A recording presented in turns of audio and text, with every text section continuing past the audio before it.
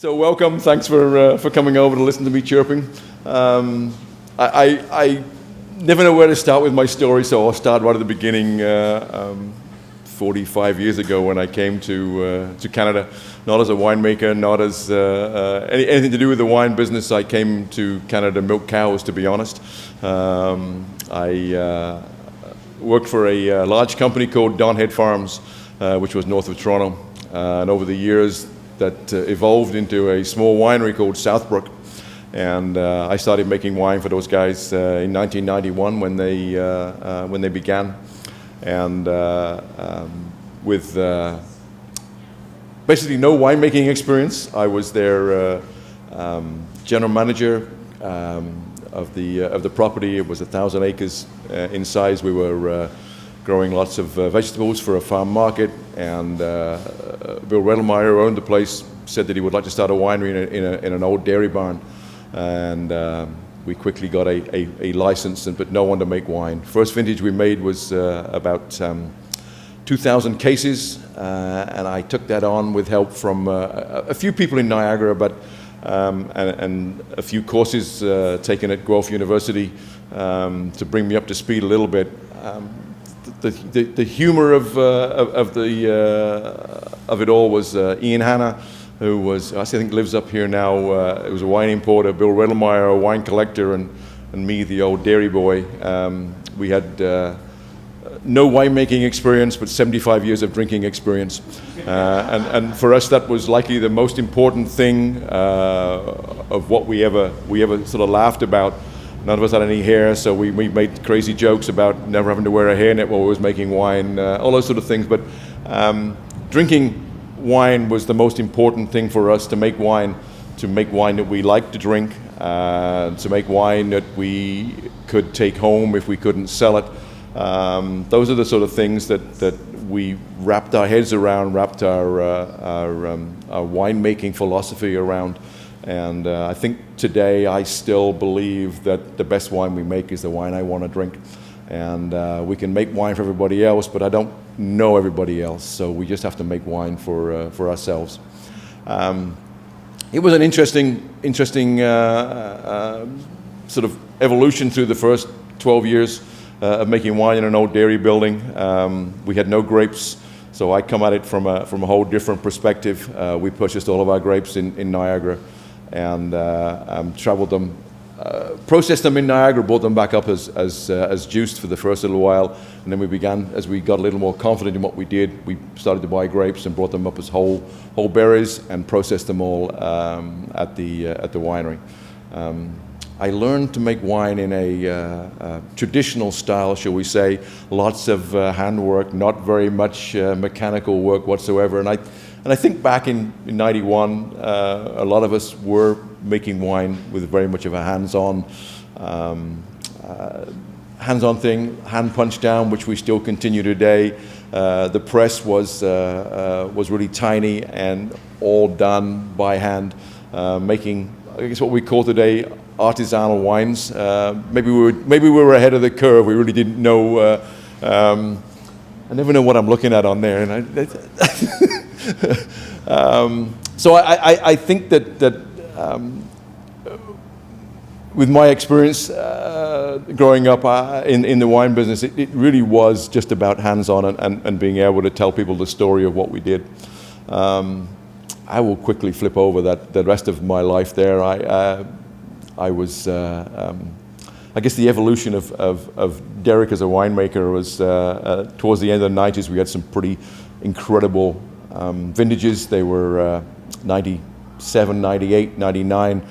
Farmers are kind of crazy old people. If any farmers in here, we remember vintages, we remember weather for years and years and years. And we ask us what we did yesterday. Most of us lucky don't even remember, but vintages are kind of fun, and weather for the years. But 98 was really the beginning of a weather cycle that produced incredible ripe grapes, 90, 98, 99, and I was lucky enough to have access to grapes coming from a small vineyard called Lely, and we made some pretty phenomenally good wines then, and we cleaned up a couple of times at the Ontario Wine Awards, and in 2000 I was voted Winemaker of the Year, which was just incredibly silly at the time for me, having had very little experience, but it kind of built the momentum for us in the wine industry at Southbrook. Quickly from there, I became really good friends with the Lely's, and went to move to Niagara to make wine for Lely Vineyards. So started that company with them, and evolved through that. Learning, I think, again, how to make small batch wines with very little mechanical work, mostly high-end labor. I think we pioneered the Canadian oak possibilities, and then spent many years, I guess, specializing in different barrels, different cooperage companies, different wines. Some of the wines that I was lucky enough to work with back then, Syrah, Petit Verdot, Malbec, Semillon, all crazy varieties that possibly shouldn't have been grown in the country, or at least in Ontario. I shouldn't say in the country, but in Ontario. Sort of living on the edge with what grapes were being grown and made.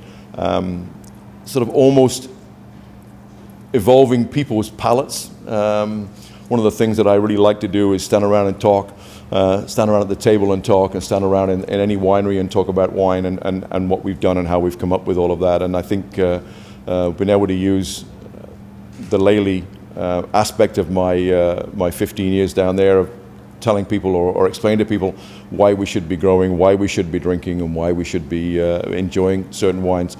It's sort of part of my winemaking life, I guess, if you want to put it like that. So we had all these crazy, funky grape varieties that say we should never have grown. And growing up with Syrah, Malbec, and Petit Verdot, and even Sauvignon Blanc at that point, they were really hard to get people excited about, and really difficult to sell at the beginning. We cultivated the people that I thought enjoyed. They come back to us, and we were able then to build a small clientele, which was all important for, I guess, growing a small winery. Growing a small winery that started off with, again, 2,000 cases of wine at Lely, building it up to 10,000 cases of wine. As you can see, I come from a different sort of aspect of the wine business, not being super involved in grape growing, but super involved in marketing, because I think marketing is one of the most difficult parts of what we do. I always tell folks that three things that are really difficult in the grape growing business that we all think about. It's growing grapes, and certainly in the county, one of the hardest things that we do every year is grow grapes. I mean, we get the odd year like last year, we all think was pretty brilliant, but in general, grape growing is pretty tough. Making wine for people to drink, to enjoy, again, pretty tough. But the hardest part about what we do is selling, getting people interested in what we do, and getting interested in coming back. And I think that realistically, that is, I think, what winemaking and being working in a small winery is all about. I know any of you have been in here earlier today to listen to people talk. They're all about the end result is what goes into the bottle, and getting people to really enjoy it. So I'll quickly skip over Lely because it was sold in 2015, and I thought about packing it in, retiring, and then 4 days after, sort of thinking that wasn't really what I wanted to do. And Sherry Karlo contacted me and said, would you like to come to the county and chat? And I came up to the county and chatted, and got involved with Karlo Estate. Another small winery, doing things very hands-on. If someone showed me a new piece of equipment, I will lucky die. I haven't seen a new piece of equipment in 30 years. It's kind of weird. Then I get to think now about growing grapes in Prince Edward County and growing grapes in Niagara, how different it all is. It's growing grapes in Niagara is what am I going to, again, I can't say it's easy, but it's different. There are less stress on Niagara fruit. There is less stress on getting it ripe, less stress on winter damage. And when we come up to the county, it's the exact opposite. The stress of burying vines to make them survive, the stress of getting them out of the ground so that you don't have them rot, you don't have them break down under the ground before you do that, and they're all different aspects of grape growing, and this is likely one of the hardest places that I've came to make wine that is what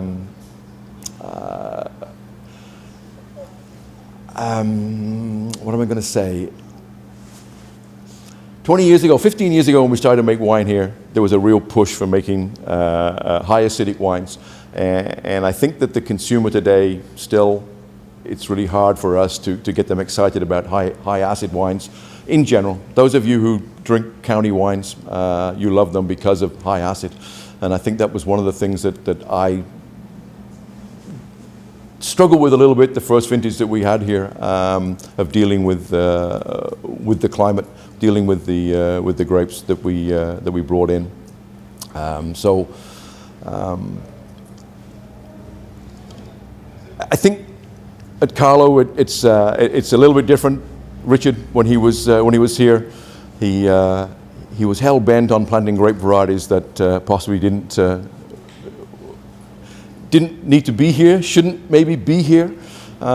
We planted Malbec in 2010 or 11, Carmenere, grape varieties that are used to growing in southern France and southern South America, which really, from a winemaking perspective, is really exciting. From a sustainability side of grape growing is just absolutely crazy. I'm telling it like it is. It's really really tough. I think we will in the county with grape varieties like that, we will have a good crop every 6 or 7 years. We will have a crop that makes rosé the other 5 or 6 years in that cycle. And I think that one of the things that I sort of come to believe here in the county over the years is that we should be planting grape varieties that are sustainable, not for the consumer, not for the fun of growing grapes here. There's a real interest for me in planting grapes that are going to be things like Lacadie Blanc and Marquette, and grape varieties that most people haven't heard of in the wine world. They're made or they're grown in Minnesota originally, and some in Quebec. But they're the grape varieties that we need to focus on. So, but anyway, that's just another story. What's exciting at Karlo is those 2 grape varieties, and that make us stand out a little bit. I think we make a little bit of Pinot Noir, a little bit of Chardonnay, like everybody else. And the other thing that I think that is exciting at Karlo is the fact that we are now making more and more fortified wine, and making it from hybrids, and we're making it from Pinot Gris, we're making it from Gewürztraminer. Again, something that we started last year. Again, in the aspects of keeping winemakers happy with 1 barrel of this and 1 barrel of that, it's an interesting scenario. What's going on with them? So.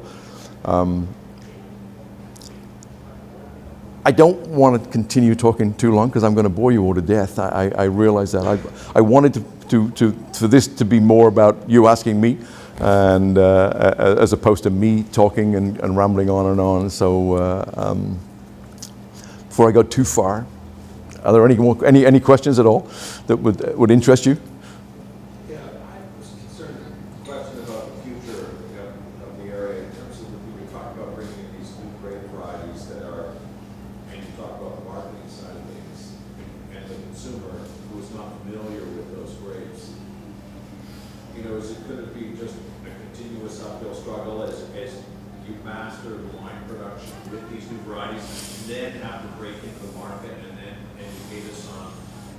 new grape varieties or get us to try things. Even people that are experimental and maybe enjoy 10 or so varieties, now you're going to have to introduce 2 or 3 more. Is it sustainable? I mean, I guess we should ask then, is climate change going to really happen in my lifetime? No, likely not. It's going to happen eventually. We're going to be able to grow grapes here that we haven't thought of. But I think at this point in time, I think I can say the same thing about Niagara too. I think that there are grape varieties in Niagara that shouldn't be grown, that we get excited in years where it's hot.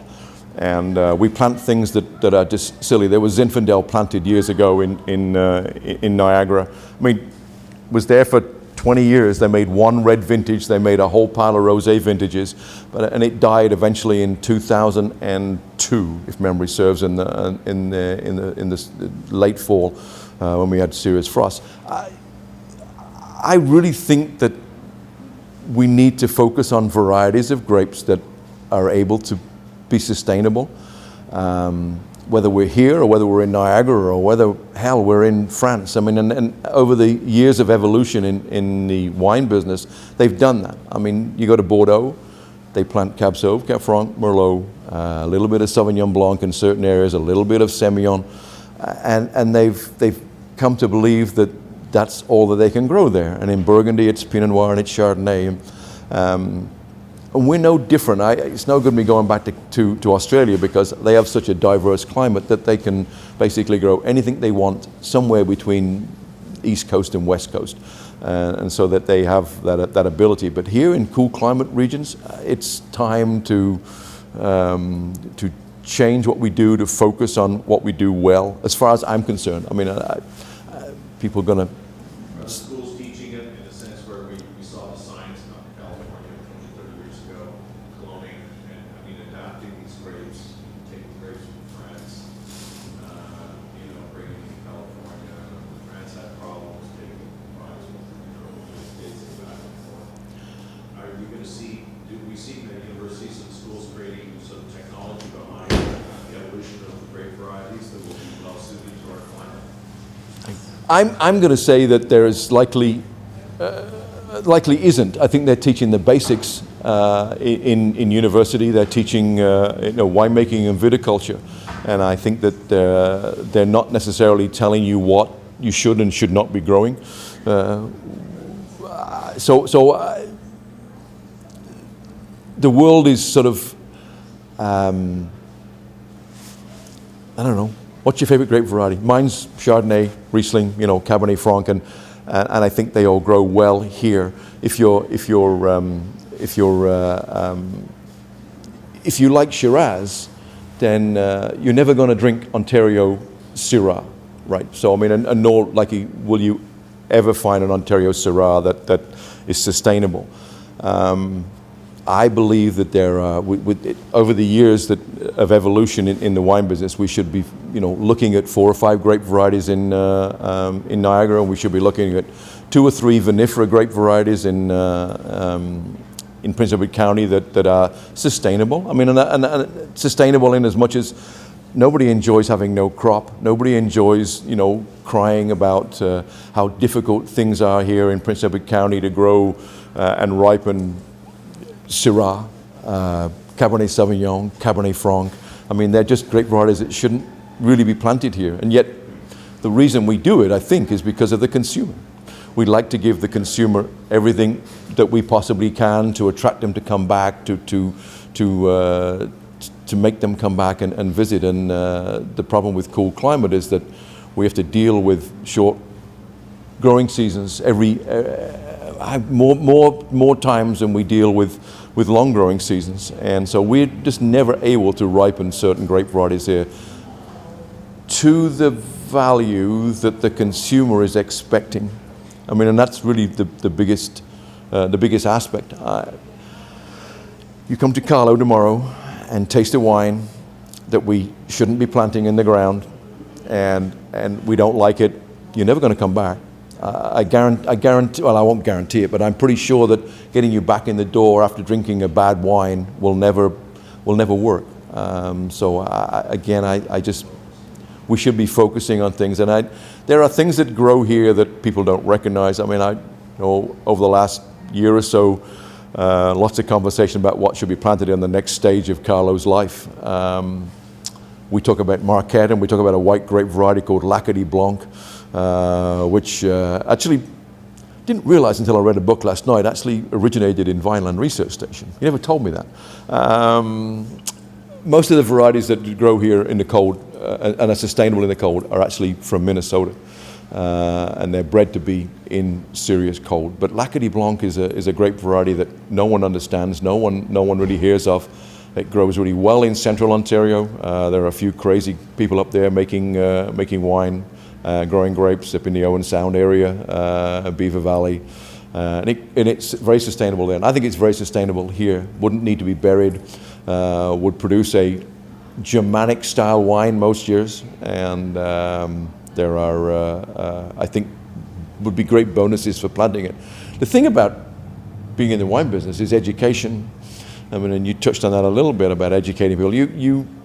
We need to be able to tell people what they're drinking, why they're drinking it, and why we're growing it. And I think that for me again is it's simple to sell Riesling. It's simple to sell Chardonnay. What's the difficult part about selling Riesling is convincing people it's no longer sweet. And convincing people that Chardonnay is not always oaky. And being able to tell consumers that there are different styles. I mean, I grew up with Liebfraumilch, Blue Nun, Black Tower, and it was nasty. If we go back to what was made back 40 years ago, it was nasty, sweet, swilling stuff that we drank at university to get drunk and for nothing else, no other reason, right? And now Riesling is predominantly drier in general, and it's a much easier drink for most people to consume, but they never go back there simply because they remember Blue Nun and Black Tower. They remember Matus that we used to empty the bottle and stick a candle in because it was a wonderful thing to have in your dorm, right? I mean, and that's why we drank Matus, wasn't it? I don't know whether it was that good. It was all about burning candles. I mean, successful marketing, I can tell you that. Yeah, I mean, it's fun. So I think that the area here is superb and for growing Chard, for growing Pinot Noir. I think it's superb in certain areas for growing Cabernet Franc. We have a county Cabernet Franc coming out at Karlo in the next month or so that I don't think over the years I've made a better Cabernet Franc from fruit in Niagara. So I think there are certain grape varieties that are here that are really sustainable, and I think those are. And Pinot Gris, again, the downside is you've got to bury them to make them survive. I mean, and I'm not stressed. I'm not a stressed guy, really. But I mean, we have grape varieties that are still under the ground right now because we can't get at them. I don't know if anyone was here for Caroline's chat earlier. I mean, she's got 2 vineyards that they won't get into for 2 weeks that are still not lifted out of the ground. It's a crazy place to grow grapes. It really is. What about this dry bread that you make? I mean, it's 3 cabs. It's hard to get the 3 is it multi? What is in this? So it's Cab Sauv, Cab Franc, and Merlot, and it basically. What are the percentages? Doing other percentages: 45 Cab Sauv, 30 Merlot, and 25 Cab Franc. It was purchased wine, so that was before my time. It was purchased because we had a complete crop failure in 2015. We at Karlo harvested 285 kilos of grapes off 14 acres. Not a very good vintage for anybody. Frost damage on the 24th of May weekend. Temperatures down to -5, and we're all crying in our beer. Mother Nature just sends you a nasty curveball. So that is 100% Niagara fruit. To keep ourselves in business, to be honest, if I could buy only Prince Edward County fruit. I think it's the only way to be here. I mean, this is, again, very personal. I mean, for those who do not do that, that's a business plan for them. I think that there's a reason people come to the county. I think there's a reason to visit county wineries. They want to drink county wine. And I think it's really, really important for us to be focused on county wine. If you want Niagara wine, then we can get it in Niagara. That's, again, very personal. I get a little bit passionate about that, I must admit, because sorry? One more question? I'm getting kicked out. Can you believe that? So I think it's really important to be county focused when you're in the county. That's really what it is. One more question, he told me. So he might even beat you up. See, now I might even get out of here without a question. Come visit us at Karlo on your way out or on your way in, and we have some pretty neat wines. Not a big portfolio right now, but I must admit we will be bringing out some other wines soon. As I said, County Cab Franc in a little while. We continued last year to buy a little bit of Niagara fruit, just again because we had no crop whatsoever. We would have been without wine at this point in time. Rightly or wrongly, we continue it. So we have some Cab Sauv coming, and a triumvirate again made with in 15 with Cab Sauv, Cab Franc, and Petit Verdot, which not sustainable in the county. So it's all been brought up as grapes. I think we will never buy finished wine unless it's incredibly, crazily needed. Being able to process our own fruit at our own leisure, at our own time, at our own speed, being able to extract the flavors we want to extract, being able to put into a barrel when we're ready, to complete malolactic fermentation at the right time. For us, for the style of wine we want to make, it's really important. So if you have to buy from Niagara, then it has to be whole grapes. It's as simple as that. Thank you.